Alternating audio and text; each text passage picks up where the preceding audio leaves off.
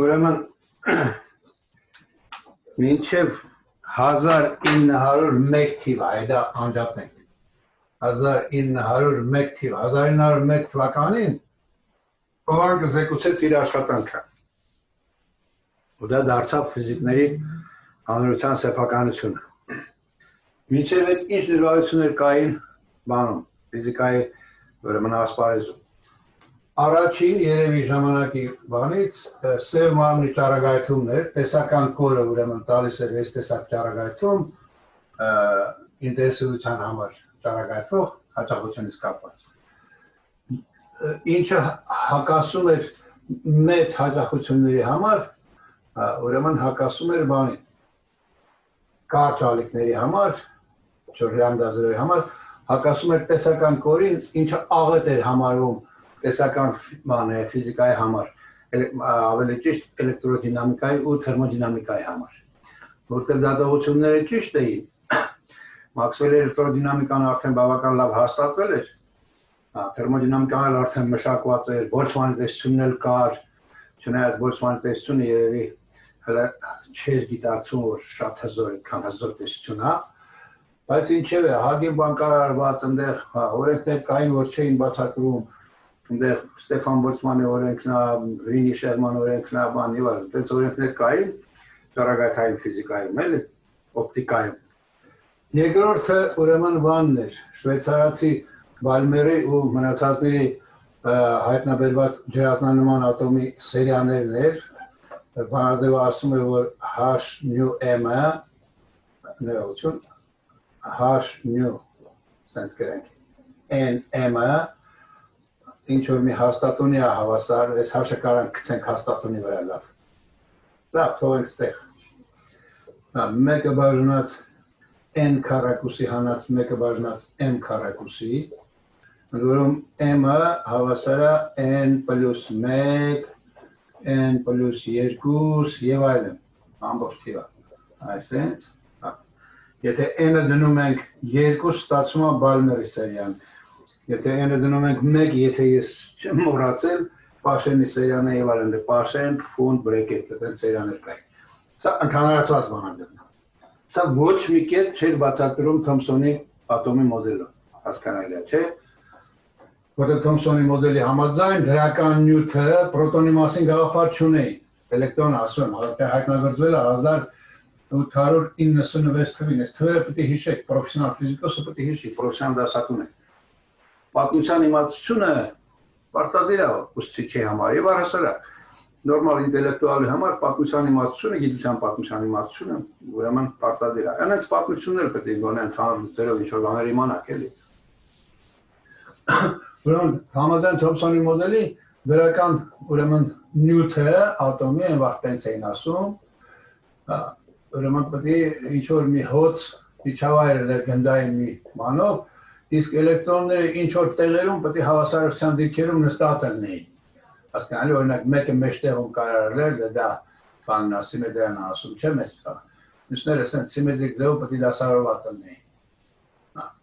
Բայց հասկանալի չէր, թե ինչու, ոչ, ոնց, ինչի այս սիստեմը կայում։ Կա Էրնշտայնի թեորեմ, եթե հիշում եք, էլեկտրականության կուրսից, էլեկտրոստատիկ ռիսկերի համակարգը անհնար է, որ կայուն հավասարակցության վիճակում լինի։ Հասկանալի է, հավասարություն հնարավոր է, բայց կայուն երբեք չի կարող լինի, բավական է մի թեթև շեղում եւ համակարգը քանդվի, էլի։ Այդ թեորեմը պարզավոր այստեղ խախտում էր։ Ուրիշ բաներն են խախտում։ Ոբշետ այստեղ ենթադրում որ եթե որ էլեկտրոններից որևէ մեկը շեղվի հավասարության դիրքից, հետո սկսի տատանվել, պետք է իր սեփական օմեգայով տատանումների սեփական հաճախականությամբ ճառագայթի լույս։ Բայց ինչի՞ պետք է այս սերիան ստացվի։ Այս սերիաները ստացվի։ Բոլորովին հասկանալի չէր։ Բոլորովին հասկանալի չէր ուրիշ բան։ Մայքելսոնն ու Մորլին 18-րդ դարի վերջին չափեցին լույսի արագությունը, մի անգամ լույսը բաց թողնելով ուրեմն երկրի ուղեծրի ուղղությամբ, մյուս անգամ ուղեծրին հակառակ։ Երկրի շարժման արագությունը մոտ 30 կմ/վ լավ գիտեք, դպրոցական խնդիր է կարող գնահատել, ընդորում բանը փորձի ճշտությունն այնքան էր, այդ մայքրոսոմի սարքած ինտերֆերոմետրը բան մորլի քիմիական մեթոդների հետ միասին, որ եթե երկիրը շարժվեր նույնիսկ 2 կիլոմետր վայրկյան արագությամբ, պիտի որ այդ արագությունների գումարման թեորեմը Գալիլեի, ինչ ասում է, որ մի դեպքում պետք է ստացվեր ուրեմն 300,000 գումարած 30, եթե ուղեծրի ուղղությամբ չէ լույսը բաց թողնես, հակառակ ուղղությամբ էլ պետք է լիներ մինուս 30։ 2 կիլոմետր վայրկյան արագությամբ որ երկիրը շարժվեր, փորձի ճշտությունն այնքան էր, որ սա պետք է երևար, բայց չերված։ Այսինքն պարզ է, որ Գալիլեի արագությունների գումարման Գալիլեի թեորեմը ստեղ նույնպես խախտում։ Պոտե էֆեկտը ճիշտ ես ասում, լրիվ ուրեմն անբացատրելի էր, լրիվ չէ, բայց օրինակ հասկանալի չէ, թե ինչի պիտի գոյություն ունենա կարմիր ալիքային սահման, ինչի պիտի դրանից ավելի ցածր լույսը, էներգիան շատացնում է սնգնող լույսի, բայց գոնե մի հատ էլեկտրոն չի փոխվում։ Ինչի է էլեկտրոնների ուրեմն մաքսիմալ կինետիկ էներգիան կախված միայն հաճախությունից եւ մետաղի տեսակից։ Այդ դրանք նույն մետաղի տեսակից գուցե հասկանալի էր, բայց որ կախված է հաճախությունից գծային օրենքով է կախված, դա բոլորովին հասկանալի չէ։ Այսինքն սրանք են ֆիզիկայի հիմնական դժվարությունները, էլ իհարկե դժվարություններ կային, բայց սրանք երևի հիմնականներն են։ Հա, 1895 թվականին երկու կարևոր հայտնագործություն եղավ, ռենտգենը հայտնագործեց բանը, ռենտգենյան ճառագայթները, կամ արտասահմանյան գրականության մեջ ասում են X ճառագայթներ, X-rays։ Եվ Անրի Բեկերը Ֆրանսիայում հայտնագործեց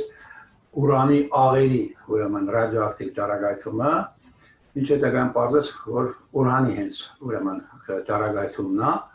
հասկանալի է, թե չէ։ Դրա բնույթը նորից հասկանալի չէ բոլորովին, պարզվեց Ռեզերֆորդը ինքը պարզեց, որ դա բաց ճառագայթում է, ուրեմն մի մասին անվանեցին, ինքը դրեց մագնիսական դաշտում այդ ճառագայթների փունջը։ Ու պարզ է, եթե լիցքավորված են մասնիկ դրել, մագնիսական դաշտը իրանց շեղի չէ, այս սպաներով պատում եք անընդհատ պետք է Լորենցի ուժը գրեք։ Եթե լավ դասարան ունեք, կարաք վեկտորական տեսքով գրեք, սենց հիշելը հեշտ է, վեկտորական արձալ եթե սովորացրել եք, էլ արդեն ձախ տեղի աջ ոտի բանի կանոն պետք չի։ Բավական է հիշել, որ առաջի արտադրիչը վեն է, երկրորդը բեն։ Ուստեղ հաշվի առնեն նաև դիսկի նշանը։ Հասկանալի, որտեղ վեկտորի F վեկտորի ուղղությունը փոխվի, եթե Q-ի նշանը փոխվի։ Ուրեմն անդադ սա գրում եք ու ասենք այս բանի Ռեզերֆորդի արդյունքը ասում եք, որ ասենք մի փունջը անվանեցին, մյուս կողմը շեղվողին անվանեցին բետա ճառագայթներ, պարզվեց, որ ուրեմն բետան արագ շարժող էլեկտրոններ են, ալֆան է շատ արագ շարժող, V-ալֆան, Ռեզերֆորդը չափեց, ոնց կարար չափել Ռաֆի։ Իսկ կարողat մասնիկի արագությունը ոնց են չափում։ Ինչ հայտնի մեթոդ կա ֆիզիկայում։ Ռաֆի լսում ես ինձ։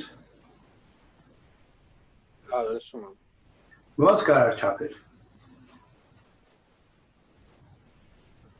Տասնյակներով սենց խնդիր եք լուծում։ Իսկ կարողat մասնիկը մտավ դաշտ,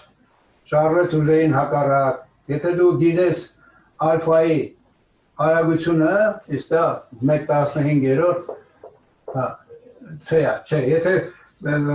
կինետիկ էներգիան դու հակառակ ուղղության պոտենցիալ ես տալի, որ սա կանգնի, հասկանում ես, այսինքն սա հավասար լինի մասնիկի լիցքը անգամ ու պոտենցիալների տարբերությունը անցնի ու կանգնի, դու վեն կարաս չափես, հասկանում ես, եթե իհարկե ունես Q ալֆա բաժանած M ալֆան, լիցքի ու զանգվածի հարաբերությունը, դա ինչ որ մի անկախ մեթոդով պետք է չափես, հասկանալի է, թե չի։ Հետո էլ դու ունես V ալֆան կարաս չափես, արգելակող պոտենցիալի մեթոդն է, էլի սա։ Մի խոսքով, այդ արագությունը չափել էր, ու ֆանտաստիկ արագություն է, չէ՞, 1/15 ցեն անմա 20,000 կիլոմետր վայրկյան։ 20,000 կիլոմետր վայրկյանը այն օրերի համար, ես չգիտես ինչ արագություն էր։ Այդ արագություններին կարող էին հասցնել նաև էլեկտրոններին, այն օրերին։ Լորենցի սարքած, անգլիացի Լորենցի սարքած ուրեմն բանը արագացուցիչը, արագացուցիչը գիտեք, չէ՞ ինչ է, այսօրվա արագացուցիչը, մի թխարի սարքեր են դրանք, կիլոմետրեր են դրանց շարժվում, այն կոլայդերը որ սարքել են, բանի Եվրոպայի կենտրոնում, չէ՞ այնտեղ, Շվեյցարիայի, բանի Ֆրանսիայի սահմանագծին։ Դրա շարժումը 10-25 կիլոմետր տրամագիծը չգիտեք։ մեծ են էլի, որոնց մասերը իրար պետք է հագնեն միկրոնի ճշտությամբ, առանձին այնտեղ դետալներ կան, որ այդ մասերը ճիշտ պետք է հագնեն։ Լորենցի սարքած արագացուցիչը այս գրիչից չափել երևի, այս մասի չափելն էր, համարյա թե 13 սանտիմետր էր։ Հասկանա, 13 սանտիմետր, այսքան էլ հազիվ էր։ Այդ արագացուցիչը Լորենցի սարքած կարող էր էլեկտրոններին հասցնել մոտ, եթե ես չեմ սխալվում, կարծեմ, երևի թիվը հենց տենց էր, 20,000 կիլոմետր/վայրկյան։ Էլեկտրոն չեն տենում, պարզ է, այսօր էլ չենք տենում, երբևէ չենք տենա, հասկանալի է, այսինքն որտեղ մեր ամենահզոր միկրոսկոպը հենց էլեկտրոնների փնջի վրա է հիմնված, ոնց տենանք էլեկտրոնների, այդ փնջի դիֆրակցիայի բանի արդյունքով են էլ ուրեմն բանանում, տենում բաները, էլեկտրոնային միկրոսկոպ առարկաները, խոսքը ատոմների մասին, ատոմների խմբերը կարող ենք տենանք առանցին ատոմը չենք կարող ատոմը իզոլացնենք, որ դրանք տենանք էլի, գուցե կարանք, չգիտեմ, այսօրվա տեխնիկաները, գուցե դաշտերով կարանք իզոլացնենք, չօգտվենք, չգիտեմ։ Մի խոսքով, այս դժվարությունները կային, բոլորովին այդ Թոմսոնի մոդելը, այդ բաները բոլորովին չէր բացատրում։ Իսկ որ ասենք, պատից միջուկը լի ատոմը, ոչ մեկի մտքով անգամ չէր անցնում։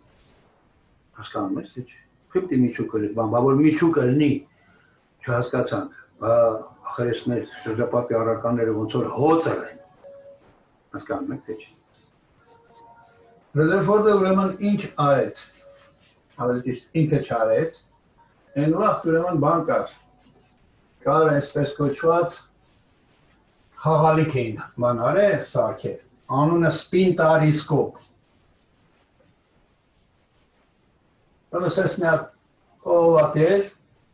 էսյանը էկրանը դրած, այս էկրանը պատում էին բանով, լուսարձակող նյութով,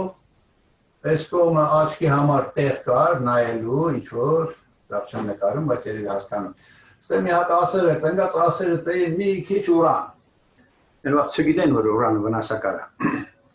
ռադիոակտիվ ճառագայթում էլ։ Այս ուրանը պարզ է, որ բոլոր ուղղությունները ուրեմն ճառագայթում էր, ու ճառագայթները, որ ընկնում էին այս բանի վրա, էկրանի վրա, այստից աչքով նայում են։ Այս էկրանի վրա ամեն տեղ, որ ասենք մի հատ մասնիկ էր ընկնում, այնտեղ լուսարձակում էր ընկնում, ալֆա մասնիկի ուրեմն հետք է երևում էր, ոնց որ փոքրիկ աստղ տենաս բռնկվի ու մարի։ Շատ սիրուն ասում են բաներ, ես չեմ տեսել պարզա, ասում որ նայ մեր ասում շատ հետաքրքիր ինձ կախարդական պատկեր էր, ու սարքեց Ախմեդ։ Նու գիտականներն էլ են սա բանում, ուրեմն օգտագործում։ Ռեզերֆորդը հանձնարարեց Մարսդենին, որ բան անի իր աշակերտներից մեկին, որ ալֆա մասնիկների դիաֆրագմաներ դնի, ալֆա մասնիկների ուղղորդած փունջը ստանա, հասկանալի է թե չէ, ու ստեղ էլ էկրանա վերած, այս սպիտարիսկոպ կարճ ասացել, ստեղ սրա մեջ պետք է ինքը ուրեմն դիաֆրագմաներ դնել, ուղղորդած փունջը ստանալ, այս կողմ եկող բարձա։ Ու հանձնարարեց, որ մի հատ հələ թող նայի, հա, դեմը, փնջի դեմ, դրեց ոսկու բան, ֆոլգա։ Եվ ոսկու, որտեղ ոսկուց շատ բարակ ֆոլգա կարան ստանան, էլի, ոսկին տենց լավ ծեծող նյութ է, բարակացող նյութ է։ Ուրեմն այդ ֆոլգան, այդ էքսպերիմենտատորներին հարցնեք, որ իմանաք ինչքան պետք է բարակներ, որ ալֆա-մասնիկները հանգիստ անշնային մեջով, էլի։ Թոմսոնի մոդելով, որ հաշվում ես 10 - 10 մետր, ասենք շարավով դու օբյեկտ ունենաս, ատոմի զանգվածը գիտես, խտությունը նյութի գիտես ստեղ, լիցքը ամբողջը գիտես, փաստորեն դու ունես բան, այն ձեր երկրորդ կուրսում լուծող խնդիրներից ունես։ Ունես, ասենք, ենթադրենք Q լիցք ունես, Z անգամ G լիցք ունես, այդ Z-G լիցքը բաշխված է հոծ այս ատոմով։ Այս անից գալիս են մասնիկներ, ալֆա մասնիկներ, այս արագությամբ, հասկանալի է թե չէ։ Սա հաշվես, թե սա իրան ոնց կպահի, էլի, որ հաշիվը անում ես, ամենա դպրոցական խնդիրը առաջ կուրսում կարող լուծածել ելնեք, թե ստացվում, որ էկրանի վրա, այս էկրանի վրա, ինչը լուսարձակող նյութով է, այս փնջի համարյա թե բանը, պատկերը պետք է ստացվի, էլի, այնքան արագ էին բաները, ալֆա մասնիկները, որ այդ խտությամբ բանը, ոսկու ատոմը, եթե ատոմը ինքը հոծ ելներ, չպետք է ալֆա մասնիկներին համարյա շեղեր, հասկանալի է թե չէ։ Պարզավոր էլեկտրոնները չէին շեղելու պատճառը, եթե շեղվեին, մի թեթև կարող շեղվել էլի բացվի։ Բայց շեղելու պատճառը էլեկտրոնները չէին կարող լինեն, այդ ակնհայտ էր, որտեղ էլեկտրոնի ու բանի ալֆա-մասնիկների բաները գիտեին, լիցքի ու զանգվածի հարաբերությունը, ալֆա-մասնիկ այսօր մենք գիտենք, հելիումի ատոմի միջուկ է, այսինքն 2 պրոտոն, 2 նեյտրոն, սովորական իզոտոպինը, իսկ նշանակում է պրոտոն նեյտրոնների զանգվածները հավասար են, զանգվածի մի ատոմական միավոր է, չէ, համարյա, ուրեմն այնտեղ ստացվում է ինչ, մի էլեկտրոնի զանգվածն էլ պրոտոնի զանգվածի համարյա 2000-րդ մասն է, 1835-6 երրորդ մասն է, հասկանալի է թե չէ։ Փաստորեն ստացվում մոտավորապես 8000 անգամ ալֆա-մասնիկի զանգվածը մեծ էր, ալֆա-մասնիկն էլ գալիս է, թափով է գալի, այն էլ ինչ թափով, լույսի արագության 15-րդ մասով։ Դուք պատկերացնում եք, օրինակ, համեմատության համար ասեմ, որ պատկերացեք 20 վագոնանոց բան գնացք, բանով ամեն մի վագոնը 100 տոննա, ու գա այդ 20 վագոնանոց գնացքը գա լույսի արագության 15-րդ մասով, ռելսերի վրա մի հատ ժուգիլ կայնացրնի, ընդամենը մի տոննայանոց։ Կզգա այդ ժիգուլին կարա փոխի այդ վագոնի բանը, շարժման ուղղությունը, գնացքի շարժման ուղղությունը, իհարկե չէ։ Ուրեմն էլեկտրոնները չէին այդ դեպքում քշեցիկու Ռեզերֆորդը կարծեմ գրքում գրած է Ռեզերֆորդը գլխինգա որ շեղման պատճառ հա ինչ է էլեկտրոն Ռեզերֆորդի տունը թարս մարզեն ասում ալի կնայես ստին տարիսկոպը կդնես էսյաներ կարող է պատահես ոսկուս դուրս գալու սեյնտ շեղվողորի 90 աշճանով հասկանում ես կամ ավելի շատ Ինքը Ռեզերֆորդը գրում ասում որ ես իհարկե ոչ մի հույս չունեի որ այդպես շեղող մասնիկ կլեր եկի գիտեր ես խնդիրը որ շեղան պետք է համարյա չլինի հասկանալի է բայց ուրեմն մեկ հանրահարում ասում են նաև այդ գիտնականը ոչ գիտնականը ստանում է տարբեր գիտականն ասում է հա հնարավոր չի բայց նշանակություն չունի հետո ինչ որ ես մտածում որ հնարավոր չի կարող լինում է ինչի մանաս հետո Ռեզերֆորդը գրում է հաջորդ նրանց հետո էլի իր բաներում դրվածներից մեկում որ դա իմ կյանքի ամենաանհավանական երևույթն էր ասում դա նույն բանն էր որ թնդանոթով գրած ես թղթի թերթի արկը չկարանա թղթի թերթը ծակի հետ դառնա խփի քեզ այդ տեսակ անհավանական երևույթ լավ բա ուրեմն Ռեզերֆորդը ասենց կարար մտածել բայց այս ինչն է սրան հետ տալու բարձ ալֆոն դրական է ոսկու միջուկը դրական է Չէ, միջուկ չկա է, վաղ միջուկի հասկացություն չկա, ոսկու ատոմը դրական է։ Ուրեմն կնշանակի ոսկու ատոմն էլ էլեկտրոն ու դրական նյութ է, այդ դրական նյութը չգիտեին, այն վաղ չգիտեին ինչ։ Այդ դրական նյութն է հետ շփրտում, էլեկտրոնը, вообще, քանի որ թեթևա չի կարա, ինչ որ ձևով, ասենք սրանց ուղղությունը, բանանի, շեղի, նոր մի քիչ առաջ, ոնց որ թե համոզվեցին։ Կնշանակի այս վանողության հսկայական ուժը, որ առաջանում է, ոնց է առաջանում, մի վարիանտ կմենա որ ის կլոնի օրենքին դիմի, բանողության ուժը համեմատական է R-ի քառակուսու հակադարձին չէ, այս R-ը պետք է շատ փոքր էր, R-ը որ շատ փոքր է, F-ը շատ մեծ կլինի։ Հիմա ոնց գնահատենք այս R-ը, Ռաֆի ինչ առաջարկում ես։ Այսա գիտենք, ենթադրենք զանգվածալից կամ ամեն ինչ գիտենք, ոնց գնահատենք դա, այդ դեպքում ոնց գնահատենք։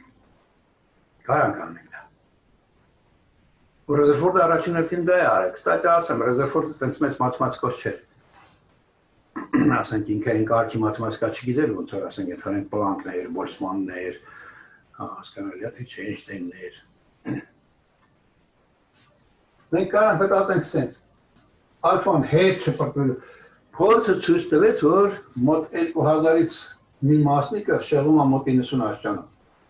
8 մասնիկ, ինչքան ես եմ հիշում։ Իսկ ավելի քիչ մոտ 2000-ից մեկը հետ է գալի, լաժը հետ է գալի։ Այսինքն գալի մոտենում է ատոմին, չէ, պետք է կայնի, հետո հետ է թա, չէ։ Բանողության ուժը պետք է արգելակի կանգնի, հետ է թա։ Հա, Ռաֆիկ, խնդրին գալ։ Եթե ես գրեմ M ալֆա, V ալֆա քառակուսի, բաժանած 2-ի, այս կինետիկ էներգիան մոտեցավ կինետիկ էներգիան պետք է դառնա պոտենցիալ, չէ, եթե կանգնես։ Ուրեմն ես ինչ դիգեմ 1/4 π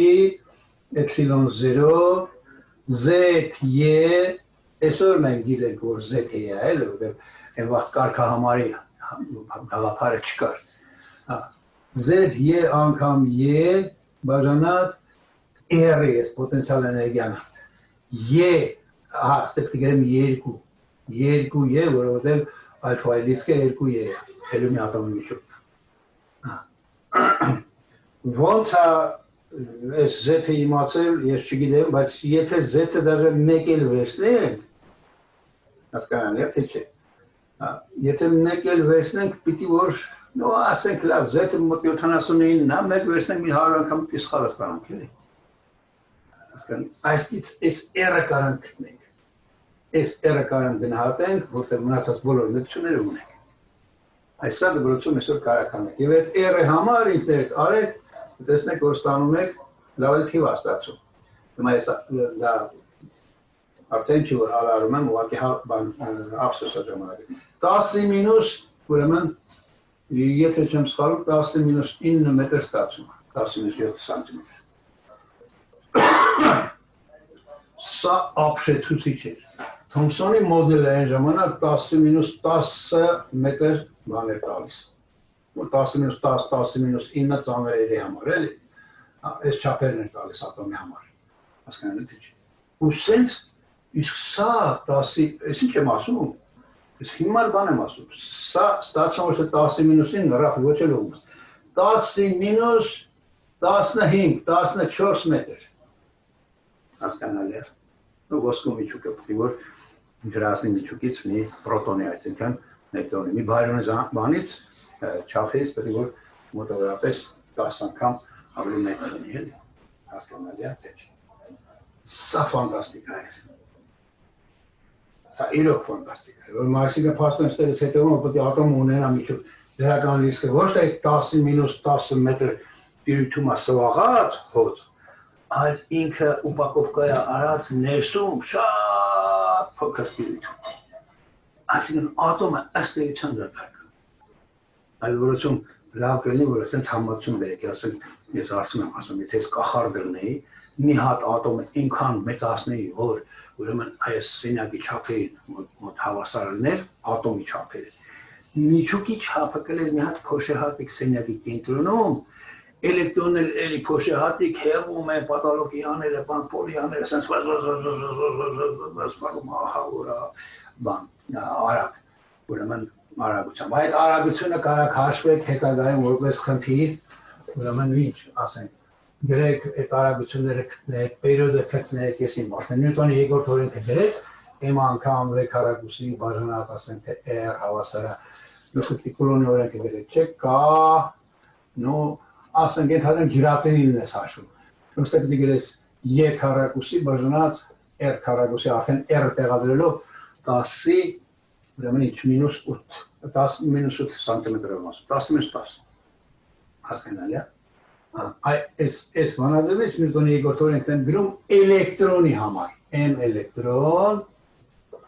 V էլեկտրոն ստեղ, հասկանալի է, թե չէ։ Եներ ստեղ էլեկտրոնի լիստ, կան գիտենք բաները, էլեկտրական հաստատումն է, էլեկտրական հաստատումը չի էլ ուղղություն է որդակիցն է, մեկը վարնած 4-pi էպսիլոն զրոն, էպսիլոն զրոն մեկը վարնած 4-pi հայտարարում 9 անգամ 19 աստիճան ֆարադը վարնած մետր։ Սրանք գրեք դու արագությունը կարաս իմանաս, արագություն իմացար դու կարաս ուրեմն օմեգան իմանաս, նյուն իմանաս, պարբերությունը բան եւ այլն, սրանք առանձին որպես փոքրիկ խնդիրներ արժի որ դպրոցում ուրեմն լուծեք։ Արագացումը կարաք իմանալ։ Արագացման համար այս V քառակուսի բաժանած R-ի համար, սա է արագացում, կենտրոնադիկ արագացումն է, չէ՞։ Այս դրա համար ֆանտաստիկ մեծ թիվ ստացվում, ինչի տերևում է, որ ուրեմն նյուտոնյան մեխանիկան կիրառել չի։ Ես ինչքան հիշում եմ, պետք է շատ մեծ լինի, էլի։ Լույսի արագությունից մեծ լինի։ Արագացումն ինչ է, արագության փոփոխության արագություն, դա էլ է արագություն, բայց արագության փոխվելու արագությունն է։ Հասկանալի է, թե չէ։ Այդ մեծ ստացվում։ Բայց այս տեսակ բաներ պետք է պատմենք։ Հետո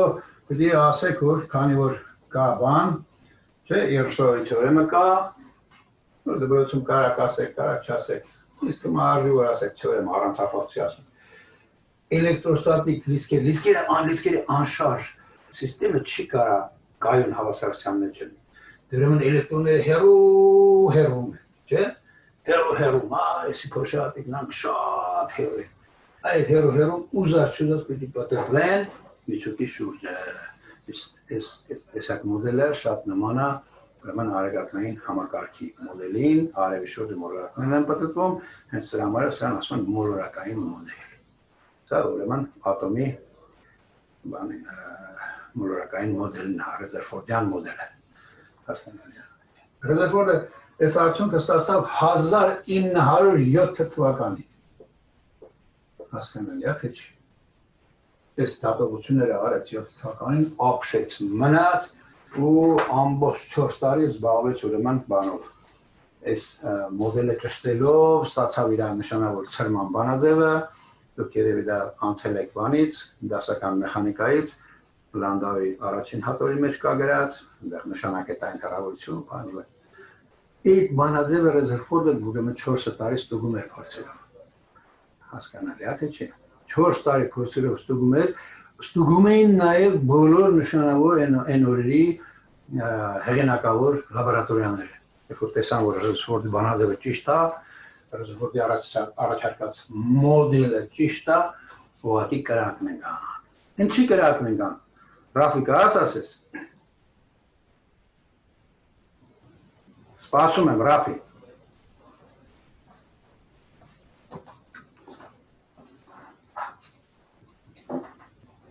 Արդեն մյուս մոդելով էին աշխատել ու հիմա Մոտիկարի բանին, միկրոֆոնին մոտիկարի ձենը չեմ լսում։ Արդեն մյուս մոդելով էին աշխատել, Թոմսոնի մոդելով էին տարբեր հարցեր։ Չէ, հարցը Թոմսոնի մոդելը պարզ է, երևաց, որ սխալ է, սա է, մոդելը սա է, փորձերը սա են ցույց տալի։ Ինչ կապ ունի, արդեն գիտենք Թոմսոնի մոդելը չկա, ատոմ դատարկ է։ Այնտեղ միջուկ կա ու հերում բանի ատոմի չափերը 100,000 անգամ ավելի մեծ են, քան թե միջուկի չափերը։ Ատոմ դատարկ է։ Ու այս անդեր էլեկտրոնները ֆռում են։ Ահավոր արագություններով որ հաշվես, արագացում որ հաշվես, սարսափել թիվացած։ Այս արագությամբ, եթե դու մոռանում ես ուրիշ կա, Մաքսվելի տեսության համաձայն, եթե լիցքը շարժումը արագացումով ինքը պետք է ճառագայթի։ Եթե դու նայես դիպոլային ճառագայթման բանաձևը, այնտեղից գնահատես, թե ինչքան ժամանակում էլեկտրոնը կկորցնի իր կինետիկ էներգիան ու կընկնի միջուկի վրա, ստացվում է 10-ի մինուս 11 վայրկյան։ Սա ահավոր փոքր թիվ է։ Սա վայրկյանի փաստորեն 100 միլիարդ մասն է։ Այսինքն ատոմը պետք է քանդվի, եթե Ռեզերֆորդը ճիշտ է, Մաքսվելը իր հետ միասին ճիշտ է, ատոմները պետք է ոչ գոյություն չունեն, մենք պետք է գոյություն չունենանք ախր, մենք էլ ենք չէ ատոմներից, շրջապատի բոլոր առարկաները։ Սա այն տեսակ դժվարություններ, այն տեսակ հակասություններ, որ սա պետք է լուծում ունենար, սա քանդում էր ամբողջ ֆիզիկայի հիմք, հասկանալի է, թե պարզ էր, որ, բայց մյուս կողմից էլ Մաքսվելյան տեսությունը լիքը աշխատել է, լիքը խնդիր էին լուծել արդեն, բան եւ այլն, ռադիոն հայտնագործվել էր, հասկանում ես տելեգրաֆը կար, բան կար, արդեն պրակտիկ էլեկտրոտեխնիկան կար, Էդիսոնի լույսերը կային, հազար մի բաներ կային, բոլորը աշխատում էին, այդ հավասարումներով էին ստանում, բան եւ այլն, այնտեղ բացի Էդիսոնի, բացի ուրեմն Տեսլայի մի քանի աշխատանքներից, նաեւ Հեվիսայդը խառնվեց բան հսկայական գործեր արեցին ուրիշ ինժեներներ։ Ուրեմն Մաքսվելը կնշանակի ատոմական տիրույթներում չէր աշխատում, չի աշխատում։ Առաջին եզրակացությունը սա է։ Երկրորդ, այս սա ուրեմն պարզներ, այսա շատ կարևոր է։ Ռեզերֆորդի ատոմը դրա համար են դպրոցում պատմում, թե չէ, ինչի համար պետք է դա Ռեզերֆորդի ատոմը հենց սրա համար է կարևոր նշանակություն ունեցել, որտեղ դա եղել է այն ազդակներից մեկը, այն ստիպողական ուրեմն հազարագույն խթաններից մեկը, ինչի պատճառով էլի են մտածել, որ այդ դժվարությունը լուծեն։ Հասկանալի է, թե չէ։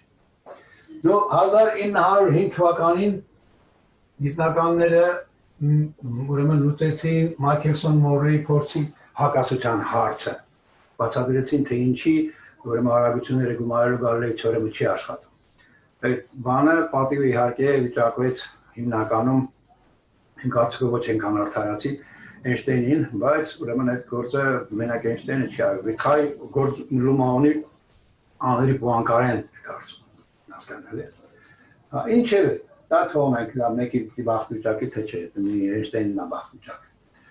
1905 թվին ուրեմն Էյնշտեյնը բացատրեց ֆոտոէֆեկտը։ Ես ֆոտոէֆեկտի մասին խոսացել եմ, չեք արտեմ դերել, թե չեմ խոսացել։ Ձեն հանեք։ Ես այնքան շատ խմբերի հետ եմ բանանում, որ մոռանում եմ որտեղ ինչ եմ ասում։ Հասկանալի լաբորատորի աշխատանքներ են լում, բաներ են լում, ինչ որ առիթներով ասում։ Լավ։ Հետո 1905 թվին Էյնշտեյնը ենթադրելով որ ատոմները օսցիլատորներ են, բայց ուրեմն առաքում կամ կլանում են հաշնյու էներգիա մենակ կամ սրա բազում պատիկները, ինքը հաշվեց մի մարմնի ջերմնակությունը, բաղանձի ջերմնակությունը։ Հերողություն։ Արի մի ասա, հրոմար, ձեմ ասում էլի։ Բաղանձի ջերմնակությունը հաշվեց, ջուլոն պտի օրենքն ասում որ ջերմնակությունը պտի ջերմաստանից կախված չունի։ Բայց Էյնշտեյնի ստացած բանալները Google-եք նայեք, եթե ձեռները դասագիր չկա, որևէ ընդհանուր ֆիզիկայի, ուրեմն ստացվում է շատ հետաքրքիր բանալերը ստացվում հաշնյուից կախված բաներ, էքսպոնենտներ են, բաներ են, այդ բանալերի մոտավորությունից բարձր ջերմաստիճաններում ուրեմն ստացվում է ջուլոն պտի օրենքը, ջերմնակությունը բանալի պտի հաստատում լեր պին մարմնի, հասկանալի է թե չէ։ Ցածրերում պարզվեց որ Էյնշտեյնի հաշվարկների համաձայն այսպես մի հատ կոր էր, ինչը հետագայում ճշտված կորից շատ քիչ է տարբերվում։ Այս խնդրով է փաստորեն սա պին մարմնի ֆիզիկայի առաջին խնդիրն է 1905 թվականին։ Հասկանալի է։ 7 թվականին Ռոզերֆորդի ատոմն եկավ, խցկվեց արանքը, մնացած դժվարությունները ոնց որ ստուեր էին։ Որտեղ սա ֆունդամենտալ է, որ ատոմները չպետք բայց կան։ Պետք է քանդվեն, բայց չեն քանդվում, կայուն են բաներ։ Սա ֆանտաստիկ դժվարություն է։ Նո բանաձևը վերջնականապես ուրեմն բանալարվեց 11 թվականին։ Ցերման բանաձևը Ռոզերֆորդի էլի։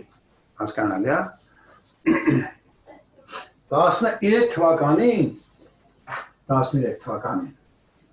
Հա, 5 թվականին Էյնշտեյնը բացատրեց ֆոտոէֆեկտի բանը, Միլիկենի փորձը։ Ու Միլիկենի փորձը ասում էր, որ ուրեմն փոփված ֆոտոէլեկտրոնի մաքսիմալ կինետիկ արագությունը MV քառակուսի կես մաքսիմումը։ Պիտի ուրեմն փորձից ստացած կորը այսպես տեսք ուներ, այսպես փողոքից էր։ Հասկանալի է, սա հաճախությունից կախված է, իհարկե, այս առանցքերի հաճախությունն է, սա կարմիր ալիքային սահմանն է։ Ես հաճախությամբ եմ ասում, ալիքի երկարության համար էլ կարող տեսեք, նայելի գծային կապ ստացելու բարձր։ Լամդան հավասար է, չէ բարմնակ նյուի, չէ, նյուն էլ հավասար է լամդան, հակառակ կապն անում։ Սենց գնում ենք մեծանալու ուղղությամբ, անես կեթային բանի, ալիքի երկարության նվազելու ուղղությամբ։ Հիմա, Էյնշտեյնը ենթադրեց սենց, ախպեր, այս անդեր հաշնյու էներգիան, որ ցինկի էլեկտրոնը, ատոմների էլեկտրոնը կուլատալի, իդի բդի ծախսվի երկի աշխատանքի վրա, ինչը պարզ այսքան մեր, ատի։ Ու մեկ էլ իրան կինետիկ էներգիա հաղորդելու վրա, հասկանալի է։ Դստերից ես կինետիկ էներգիան պարզ չի ինչ հավասար է, MV քառակուսի կես, հավասար է հաշնյու մինուս AI, точно ես կորնա, նայք ստեղ, այսպես ամեն միոն ստեղ է, սա ոնց որ գրես Y-ը հավասար է KX հանած ինչ-որ մի լրական բան, B, բծային կապը, ասկել պարզ չի, որ սենց էլ պտի լիներ կորը, հասկանալի է,